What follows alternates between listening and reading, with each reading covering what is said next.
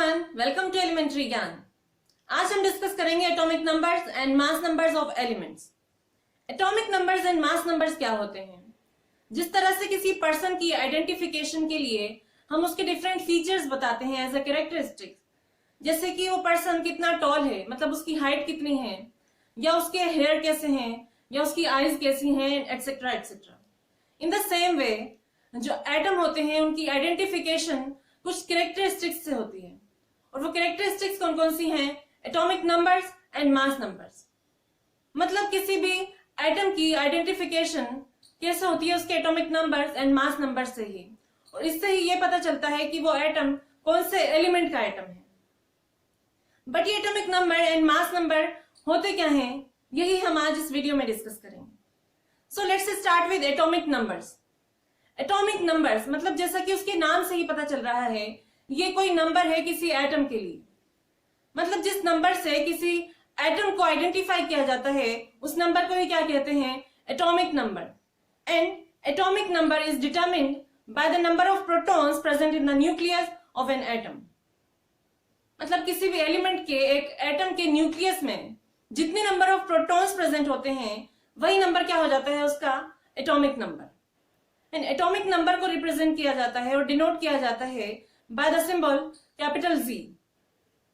So now we can define atomic number as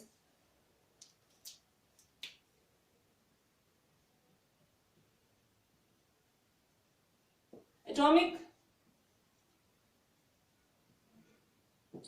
number कैसे define किया जा सकता है इसको? It is the number of proton present in the nucleus in an atom.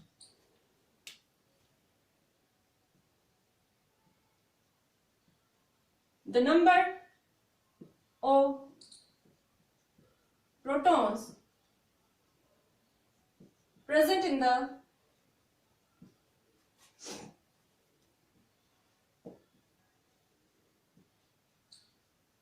nucleus of an atom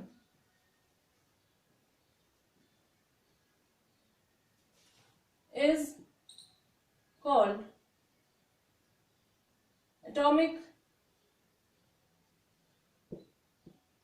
number, and it is denoted by the symbol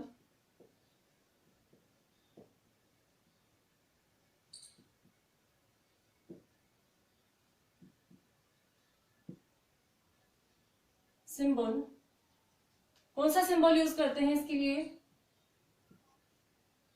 Z, upper case में। So for example atomic number का example क्या होगा? जैसे कि अगर हम carbon atom की बात करें तो कार्बन एटम के न्यूक्लियस में 6 प्रोटॉन्स प्रेजेंट होते हैं, इसलिए उसका एटॉमिक नंबर क्या हो जाता है? 6। For example carbon atom contains 6 proton in its nucleus। तो कार्बन के लिए एटॉमिक नंबर की वैल्यू क्या हो गई? 6। ऐसे ही अगर सोडियम एटम की बात करें तो सोडियम एलिमेंट के एक एटम में 11 प्रोटॉन्स प्रेजेंट होते हैं, और इसलिए सोडियम का एटॉमिक नंबर जो होता है वो होता है 11।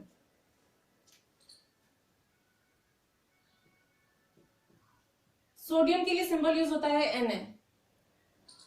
Sodium atom has 11 protons in its nucleus। तो इसके लिए Z की वैल्यू क्या होगी? सोडियम 11।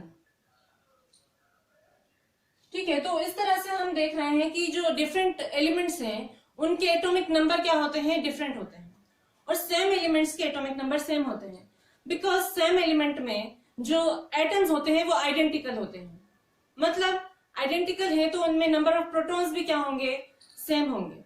बट जो डिफरेंट एलिमेंट्स हैं उनके एटम्स जो होते हैं उनके न्यूक्लियाई में different number of protons present होते हैं, और इसीलिए उनके एटॉमिक नंबर डिफरेंट होते हैं। फॉर एग्जाम्पल अगर मैं बात करूं एटॉमिक नंबर 6 की, तो इससे आपको क्या पता लग रहा है? इससे हमें ये पता लग रहा है कि ये कार्बन एलिमेंट है और कोई और एलिमेंट, किसी और एलिमेंट का एटॉमिक नंबर 6 नहीं हो सकता है। तो मतलब ये जो एटॉमिक नंबर है ये किसी भी एलिमेंट को यूनिकली आइडेंटिफाई करता है। जैसे कि हम सभी के आधार नंबर जो होते हैं वो यूनिक होते हैं, मतलब दो बंदों के आधार नंबर एक जैसे नहीं हो सकते हैं, सेम नहीं हो सकते हैं। In the same way two elements के एटॉमिक नंबर जो होते हैं वो सेम नहीं हो सकते हैं और डिफरेंट होते हैं। No two elements can have same atomic number। ठीक है, दो एलिमेंट्स के एटॉमिक नंबर सेम नहीं हो सकते हैं और it is the number of proton जो क्या करता है, डिफरेंट एलिमेंट के एटम को डिस्टिंग्विश करता है। It is the number of protons which distinguishes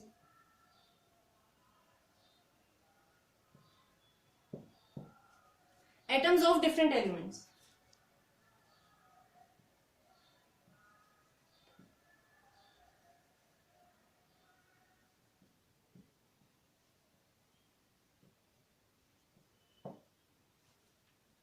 तो जैसा कि हम जानते हैं कि नंबर ऑफ प्रोटॉन्स किसी एटम में इक्वल होते हैं नंबर ऑफ इलेक्ट्रॉन्स के, अगर वो इलेक्ट्रिकली न्यूट्रल है तो, क्योंकि एटम जो होता है इलेक्ट्रिकली न्यूट्रल होता है और इलेक्ट्रिकली न्यूट्रल मतलब क्या होता है, उस पर कोई चार्ज नहीं है। और एटम पर चार्ज कब नहीं होगा, जब उसमें present number of protons equal होंगे नंबर ऑफ इलेक्ट्रॉन्स के, because protons carry positive charge and electrons carry negative charge. तो जब दोनों चार्ज इक्वल होंगे तभी तो एटम जो होगा एक एज अ होल न्यूट्रल होगा। तो जब किसी भी एटम में नंबर ऑफ इलेक्ट्रॉन्स इक्वल है नंबर ऑफ प्रोटॉन्स के, तो हम ये कह सकते हैं कि किसी भी एलिमेंट का एटॉमिक नंबर जो होता है वो उसमें प्रेजेंट नंबर ऑफ इलेक्ट्रॉन्स के भी इक्वल होता है अगर वो एटम न्यूट्रल है तो। Therefore atomic number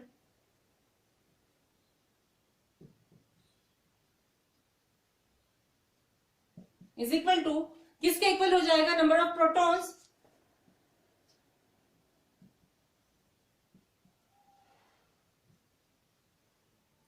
and it is also equal to the number of electrons in neutral atom।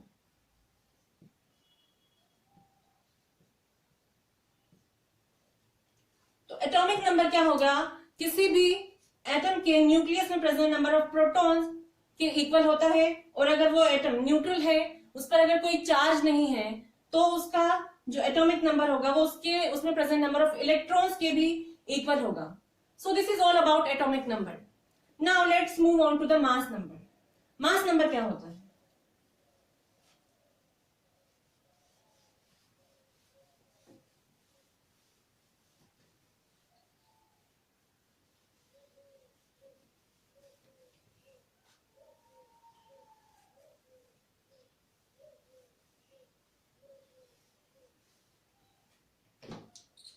मास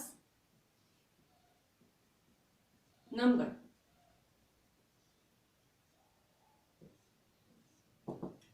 तो मास नंबर से क्या पता लगता है? मास नंबर से ये पता चलता है कि कोई एटम कितने यूनिट्स ऑफ मास कैरी कर रहा है। And as we know that an atom is made up of 3 subatomic particles. और वो पार्टिकल्स कौन कौन से होते हैं? Electrons, protons and neutrons.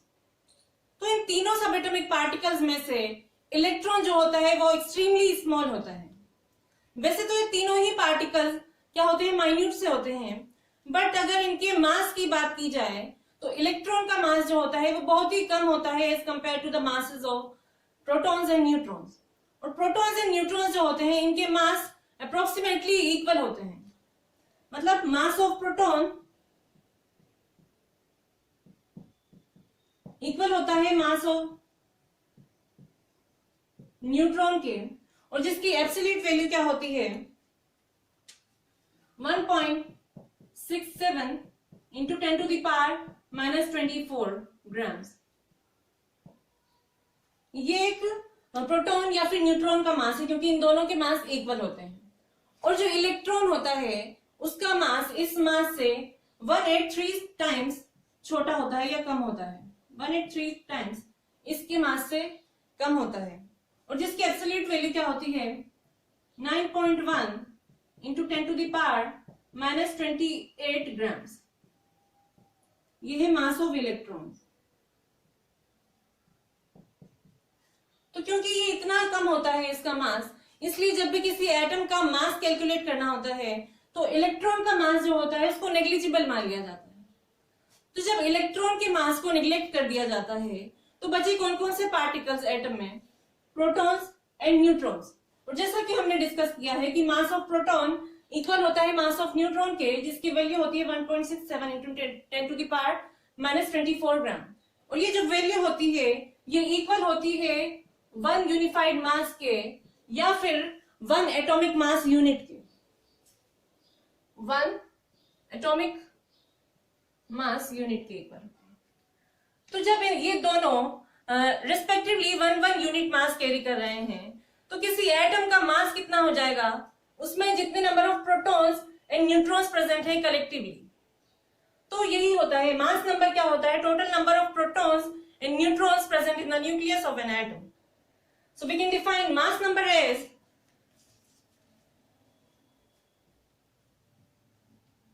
the sum of number of protons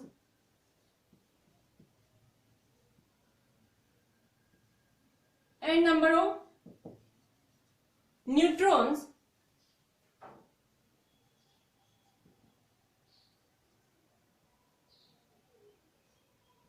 present in the nucleus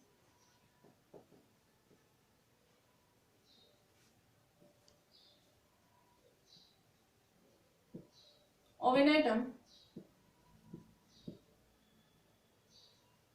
is called mass number.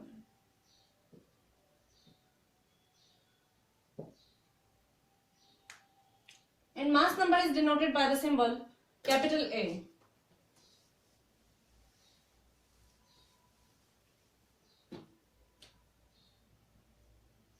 Mass number is denoted by capital A। इस symbol से mass number को रिप्रेजेंट किया जाता है। तो फॉर एग्जांपल अगर हम sodium atom की बात करें तो सोडियम एटम के न्यूक्लियस में 11 तो प्रोटॉन्स प्रेजेंट होते हैं और उसमें 12 न्यूट्रॉन प्रेजेंट होते हैं, और इसलिए उसका मास नंबर क्या होता है, सम ऑफ 11 एंड 12 कितना होगा 23। So for example, sodium atom contains 11 protons and 12 neutrons in its nucleus। तो उसका मास नंबर कितना हो जाएगा, A for सोडियम कितना होगा 11 प्लस 12 क्या आएगा 23। तो सोडियम का मास नंबर होगा 23। इस तरह से कार्बन एटम में उसके न्यूक्लियस में 6 protons and 6 he neutrons present होते हैं, इसलिए उसका जो मास नंबर होता है वो क्या होता है 12। तो ये जो मास नंबर है ये क्या बता रहा है हमें, total number of protons and neutrons. और हम ये जानते हैं कि किसी भी एटम में प्रोटॉन्स एंड न्यूट्रॉन्स कहाँ प्रेजेंट होते हैं, उसके न्यूक्लियस में। और इसीलिए प्रोटॉन्स एंड न्यूट्रॉन्स को कलेक्टिवली क्या कहा जाता है, न्यूक्लियॉन्स। तो ऐसा भी कहा जा सकता है कि मास नंबर जो होता है वो क्या होता है, total number of nucleons present in an atom. तो ये तो थे mass number and atomic number. And one more thing कि जो mass number and atomic number जो होते हैं ये हमेशा होल नंबर होते हैं। जैसा कि हमने डिस्कस किया कि एटॉमिक नंबर तो क्या होता है, number of protons present in the nucleus of an atom, and mass number होता है total number of protons and neutrons. तो आप एक बात बताइए मुझे कि क्या कभी किसी एटम में half number of protons present हो सकते हैं या आधा न्यूट्रॉन्स प्रेजेंट हो सकता है? नहीं हो सकता ना। इसीलिए ये जो दोनों क्वांटिटीज होती हैं, atomic number and mass number, ये हमेशा होल नंबर होती हैं, मतलब 1 2 3 4 होती हैं। ये फ्रैक्शनल नहीं होंगी या डेसिमल कभी भी नहीं होंगी। सो ये जो एटॉमिक नंबर होते हैं, मास नंबर होते हैं, इनको रिप्रेजेंट किया जाता है with the symbol of element. Element के सिंबल के साथ इनको रिप्रेजेंट किया जाता है। मान लीजिए कि किसी एलिमेंट का सिंबल है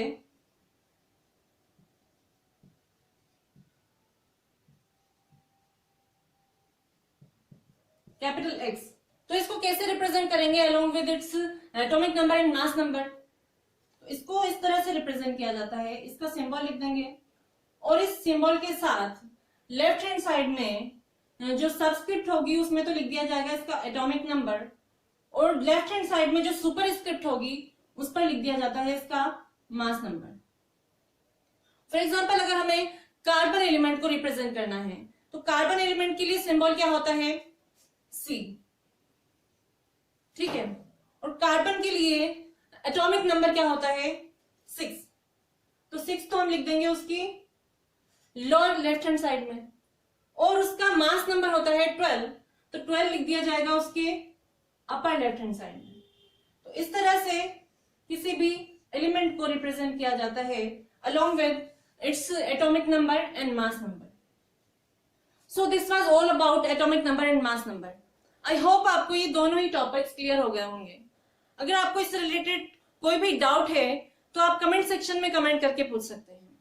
Now I'll see you in the next video. Till then keep learning and thank you.